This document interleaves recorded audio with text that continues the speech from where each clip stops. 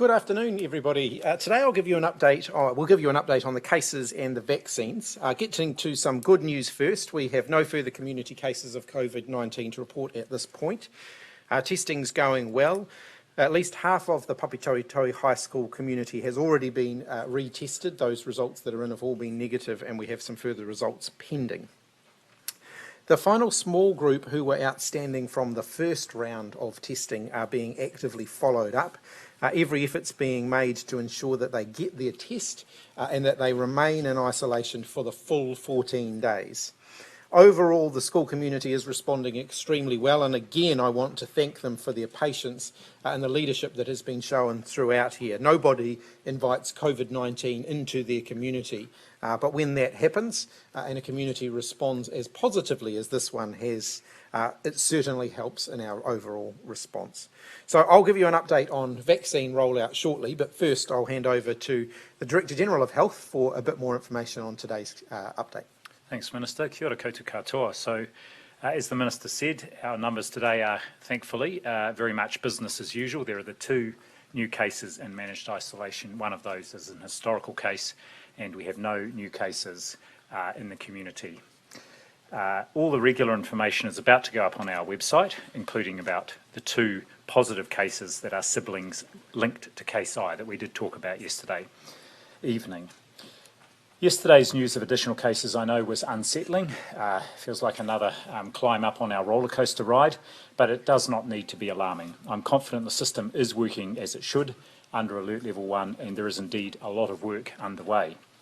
Of course, our very close monitoring, our ongoing follow-up of any of our contacts who are in isolation will continue. So there are now 11 cases associated with this cluster, and all these cases are in the Auckland quarantine facility. We can confirm the genome testing for Case I, which was the first case we announced yesterday, has shown to be the B117 variant and very closely related to the genome sequence for our first cases A and B, that had those 2 cases had identical sequences, and this one is very closely related. This is what we expected, and it does provide reassurance that the cases yesterday have not appeared in the community at random. There is not another source of infection here. So both cases A, the original schoolgirl, and I yesterday are genomically linked. Both are students at Papatoetoe High School, and both were at school on the 10th of February. We haven't established the exact transmission link between the 2, but it is likely to have occurred in a common area such as a bathroom or corridor. We do appreciate there is a lot for people to absorb around these latest cases, and we are continuing to make information available as quickly as possible and as clearly as possible.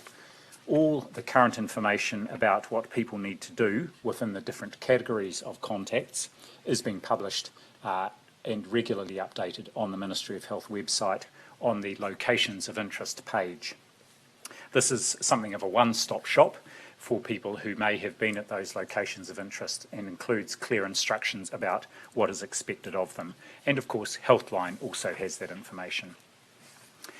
So moving to the wider outbreak, you might recall that our contact tracing had previously identified a total of 126 close contacts associated with the 2 previous households, which were cases A to H.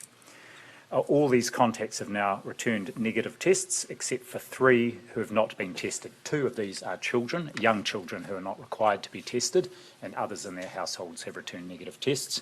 There is 1 contact from the medical clinic we have not yet been able to track down, but will continue to follow up with. That was considered a low-risk exposure event.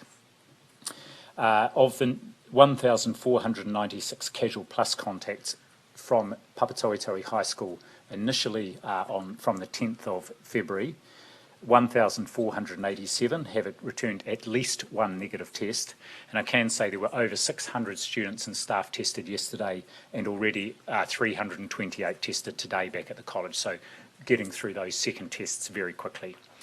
Those who have all had a test have returned negative test results, except for 3 close contacts who have not been tested. Sorry, there are 3 positive cases, which are our cases E, I and J.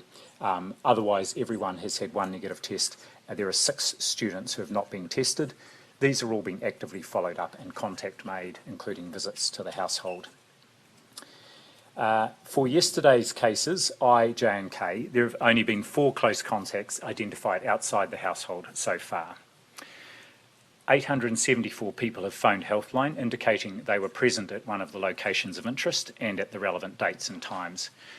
And in this particular instance, as we've talked about, we are being especially cautious and are managing these people, even though they are not close contacts, we are managing them as if they were close contacts. So they will be required to stay at home for the full 14-day period and be tested at day 5 and then day 12, and they will receive daily follow-up from our public health units and others. Our national contact tracing systems are in action. Indeed, our wider public health units around the country are helping out with this follow-up of these people as well. It's a very active process, and if necessary, visits to houses are made to ensure people have the support they need to remain isolated and to access testing. There are plenty of community testing centres available around Auckland as usual. Those closest to the locations of interest are in Botany, Otara and Wiri. I understand there were some queues there this morning, so reminder that there are other sites people can go to, and also many GPs and urgent care clinics can test, and testing is free wherever you have it done. And finally, just perhaps a word on variants. We're actively monitoring the emerging evidence about these new variants from overseas, including around infectiousness, incubation periods and symptom presentation. There are questions around, of course, that have been raised here about why some very close contacts don't seem to be infected, but in this instance we've had what appears to be a very casual interaction that has led to an infection. Of course, this is just seems to be the nature of this virus, and particularly these new variants, so we'll be following that evidence up very closely. And I just want to emphasise too that several of our recent cases with this new variant have had what one might call atypical symptoms, where their main symptom has been muscle aches and feeling tired rather than typical respiratory symptoms. So I do want people to be aware of that. Sometimes people ascribe these symptoms to other things, such as post-exercise muscle discomfort, sore muscles. So if people could just keep that in mind. And in several of these latest cases, the students have not felt particularly unwell or have understandably ascribed their symptoms to something else.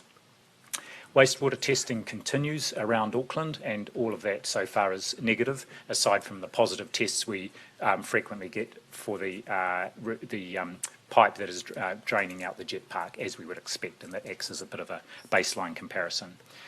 Around alert level changes, I know there will be a lot of interest in that. I've formally sought advice from Dr Ian Town, the Chief Science Advisor at the Ministry, and Dr Caroline McElnay, the Director of Public Health, both last night, and we talked again this morning, and we don't see any need in the current situation to advise around raising the alert levels.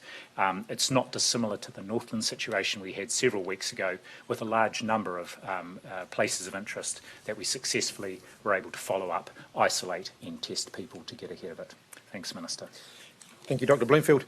A quick update on vaccines before we get into questions. We've seen vaccinations begin this week in Auckland and Wellington, and today the first 40 border workers at Christchurch International Airport were the first in the South Island to receive their vaccines. This passes a milestone for us, the first 1,000 New Zealanders receiving their first dose of the COVID-19 vaccine. That's a good start, and I want to extend my thanks and appreciation to the vaccinators and the border workers that have been involved in this effort so far. They've included aviation security workers, cleaners, police, customs workers and health protection officers who are screening passengers as they arrive on international flights. It's good to see the gradual scale up of vaccines being administered amongst this Tier 1 group as we had planned. As the process at each site is fine-tuned, we expect to see the numbers of people vaccinated each day slowly starting to increase. Further good news today, I can report that we've received a further 76,000 doses of the Pfizer vaccine. They were flown to New Zealand yesterday, and as with the first shipment, they're now undergoing quality assurance and checks by MedSafe. By the end of March, we're due to receive a total of around 450,000 doses, which will be enough to vaccinate 225,000 people with the 2-dose course. I can also confirm that we received a shipment of 490,000 special purpose needles that arrived into New Zealand yesterday. These will help the vaccination teams maximise the safe use of the vaccine. Making the most out of every vial of vaccine and avoiding any wastage will help us to ensure the successful rollout of our immunisation program. So, happy to open up for questions. Have there been any problems with, you talk about the quality checks there, have there been any problems or wastage of any vaccines that have come through the country yet? Not that it's been reported to me. One of the areas of focus for us has been making sure we can get the full 6 doses out of each vial. My understanding is that they have been able to do that. There haven't been any concerns around certainly there were no problems in getting the vaccines to New Zealand. The shipment process went very, very smoothly. All those safety and quality checks happened very smoothly as well. Pretty quickly with the Pfizer vaccine, is there any expectation that the other vaccines scheduled for later in the year will come earlier? Look, we'll have more to say about that when we can. Obviously, they're going through an approvals process as well. I'm just not in a position to be able to update you on the likely arrival of those of additional vaccines. I can tell you what that the Pfizer. The 750,000 courses of Pfizer, we're expecting to be spread across the first 3 quarters of the year. And so we're on track to be able to get our first quarter shipment in by the end of the first quarter. As I've indicated, it will come in smaller waves. In terms of the other vaccines, when we weren't expecting any of the other vaccines in the first quarter, when we're in a position to update on that, we certainly will do so. On the topic of the Pfizer vaccine, there have been reports out of the US, and perhaps this is a question for Dr Ashley Bloomfield, that now the Pfizer vaccine doesn't have to be stored in an ultra-cold freezer, it can just be a standard freezer. Is this something we're looking into? Because the implications of that would be pretty big for us, wouldn't it? Yes, I have heard that they think it could be stored at a lower temperature rather than ultra-cold. However, the important thing is whichever very low temperature it's stored at, once it is taken out and thawed, it needs to be used within 5 days, and that's the more critical thing in terms of the logistics and the planning of the vaccination. So whether it can be stored at -70, and we have now got the freezers and the capacity to do that, or a slightly warmer temperature is probably less of an issue than just this 5-day constraint on once they're thawed. One of the advantages of the approach we've been able to take with Pfizer is by having vaccines arriving in the smaller amounts, we actually end up having less stockpiled in our freezers. And as we scale up the campaign, if we can continue that approach with them, and we'll keep talking to them about their delivery schedules, then obviously that works to our advantage as well as to theirs. Let's hear about this leave support scheme that's being supplied. There's now a really large group of people that are the casual plus contacts, and for them staying at home for 2 weeks is a big deal.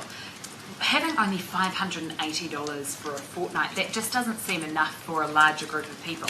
Is that something you're looking at now that those numbers are bigger than usual? Look, we're always looking at how we can improve support, and that's not an area that I particularly have responsibility for. My ministerial colleagues will be able to comment more on that. But what I would say is, as we've been clear from the beginning of our COVID-19 response, we are never going to be able to compensate everybody for every eventuality, for every cost that they may incur as a result of our COVID-19 response. We do work a bit on a cost share model to try and help people through adverse situations, and clearly for this group of people there will be some people who will be adversely affected by it. You see when you're scaling up and asking people to stay at home for 2 weeks, which is more than what people are usually required to do in these circumstances, that they will find if they can't go to work, they can't work part-time, they can't do their full-time job, that's a big deal. So we're also asking employers to be supportive as well. In my own engagement with the business community, I found the business community very receptive to that. They would rather be supporting smaller groups of people to stay at home than experiencing broader restrictions, which is, of course, one of the alternatives. So generally speaking, my message to employers is please do your bit as well to make sure we're supporting these people so that they can do the right thing by staying home. Bloomfield, on the investigation into these new cases, have you nailed down the fact that these 11 people were contacted by Monday and might have been contacted now? what efforts were made by the contact tracing team? Was that just ringing repeatedly, or were there, door-to-door visits? Was there not an address not held by the school that you couldn't find? What was the kind of point of failure there? So I don't think there was a point of failure. There were repeated efforts, and I've seen, for example, for this family, the log of all the calls made to both the home and the students themselves. And the challenge that there wasn't any communication established. So saying, they clearly understood that, or the student who clearly understood that she needed to be tested before she went back to school and was tested on Monday.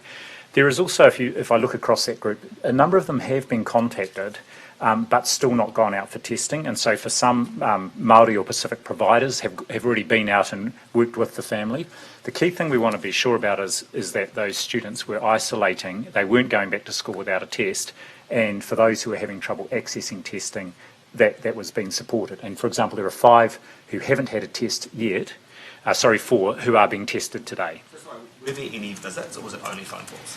My understanding is there weren't any visits done before the end of the weekend, but that of course is now happening. And you said that they knew that they needed to be tested before they came back to school, but am I not wrong when they got tested when they were sort of symptomatic and they went to a community testing centre, not the school's testing centre? What if that suggests that they were just saying the wider COVID advice about getting tested when you develop symptoms rather than specifically the school advice?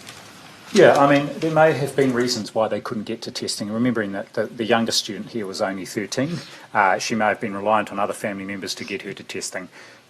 The important thing here is we had put in place a protocol where no student could return or staff member could return to school before without a negative test.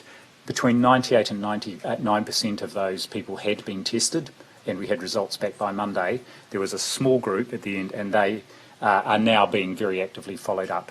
Pretty bad luck that tiny group, that 1% who had a positive case. Well, you could say it was bad luck, but also, again, the thing about you can't rely on luck with this virus. That's why we had the protocol in, not returning to school unless they had had a negative test, and that's transpired to be exactly the right thing to have done. Has any thought been given to vaccinating the school community as a priority? No, not at this point. We're obviously looking at risk, and we're looking at the rollout of our vaccine, focusing on those most at risk, settings that are most at risk. Now, as we get up into a position where where there's a wider availability of vaccines, but perhaps before we get to the point where they're available to everyone, we will consider whether educational settings need to be thought about. We're not at that point yet. We're still very much focused on our border workers and our most at risk frontline workers. There may be, another group between then and when we get to everybody having it, which we think about. But this cluster doesn't meet the urgent vaccination criteria in the strategy. No. With 225,000 vaccines available by the end of March, who's the next category of people to be vaccinated after border workers and their household contacts?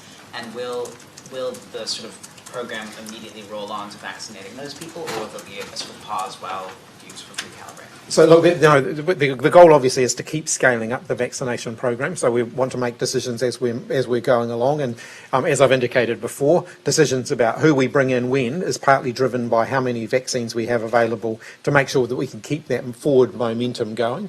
But it will include other frontline health workers, such as those who are doing testing, those who are working in health settings where they're going to have people coming through the door and be interacting regularly with people. It'll potentially include aged care. So we'll have more information on that closer to when we start to roll out to those additional groups. And what's special about the new needles that have been imported? Is it that they have less dead space in them, and are they reusable or single use? I'll ask Dr Bloomfield to comment on Yes, so those. these are what's called low residual volume syringes and needles. Interestingly though, right from the start, our nurses have been able to get 6 doses out of in most instances, out of these 5-dose vials, even with regular needles and syringes. And they worked out right from the start a technique to do that, which is to actually invert the bottle, so there was no gas being drawn up into the. If you get air bubbles, then you have to go through this procedure. So it's both quicker, and it means in most instances they are already getting 6 doses out of each vial. The low residual volume syringes and needles will make that, almost guarantee that we'll be able to do that each time. Look, Dr Bloomfield, case J, do we know exactly what jobs they were doing at KLOC?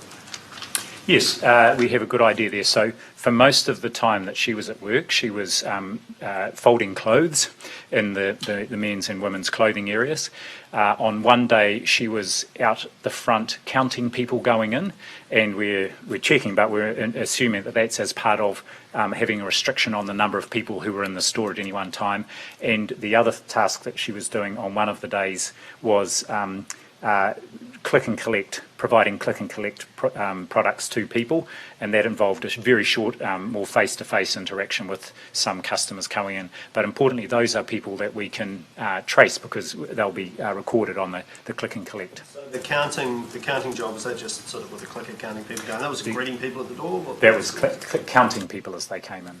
Are you concerned about getting some false negatives from Kmart customers who are rushing out to get a test today rather than waiting until tomorrow? Yes, so I'm not concerned about it, but the testing is, that first test should ideally be at least 5 days since the last exposure. And then we do another one at day 12 anyway. And as I said, in this instance, we are taking this very cautious approach of isolating them for the full 14 days. So even if that first test may have been a little premature, they will still be isolated and still require that follow-up test anyway. And do you know what Kmart's doing to sort of manage the store or staff or making sure that it's safe to be open? I don't know exactly. I did read that the store was open again. Presumably they've got quite a pool of staff they can draw on who aren't isolated as close contacts. I'm very confident that they would have gone through a cleaning process as well overnight before they reopened. What about those students at the school? They're obviously facing a second week of disruption of the school being closed. Do you anticipate much of a disruption to their learning, and what are you doing about it? I know that with the lockdown, the alert level escalation, the school already had kicked into their remote learning settings, which most schools around the country have mastered as a result of our experience last year. While it's not ideal, it does allow young people to continue to learn from home. So I'm confident that the school will be doing everything they can to support those young people. And just on a different topic, on the asking people to isolate, is there any means that you're looking at of sort of ensuring that that is happening? Sort of at the very beginning of the outbreak, we had the police texts that would go out to sort of ensure people were where they said they were. Are you sort of re-looking at those tactics again? Look, I haven't received any specific advice on that. As with all things, we obviously ask people to do the right thing here and to isolate when they're asked to isolate. They're being asked to isolate for a reason, and we need people to follow the rules. That's the way we avoid widespread community spread, and it's the way we avoid having to take more drastic measures. So we do want people to do the right thing. Yep, the protocol will be this time and has been for some time because they're being treated as close contacts, and this is what's creating, because it's a big group, quite a lot of extra work, and why we're involving all the public health units around the country, because they receive daily phone calls, and if they're symptomatic at all, then that requires a nurse to inquire about the symptoms and just check and see whether that requires additional testing as well. We'll come up the back. Mr. Hipkins, several countries are considering a COVID passport to only allow people who've been vaccinated in light of Air New Zealand trialling their global digital travel pass. Is that something you've had any additional thought or advice on? Look, we're not at the point of that yet, but certainly we're following all of those international developments very closely, including the work that's being done by IATA around, a vaccination passport type of system. So we're following that very closely. I suspect we will get to the point where international travel becomes much more dependent upon being vaccinated against COVID-19. Of course, before you start to introduce that as a prerequisite requirement, you have to make sure that people can actually get the vaccine. We're certainly not at that point now, but when we're, at a future point, when we're at that point, we'll give that the consideration and make decisions on that at the time. We've also heard reports of some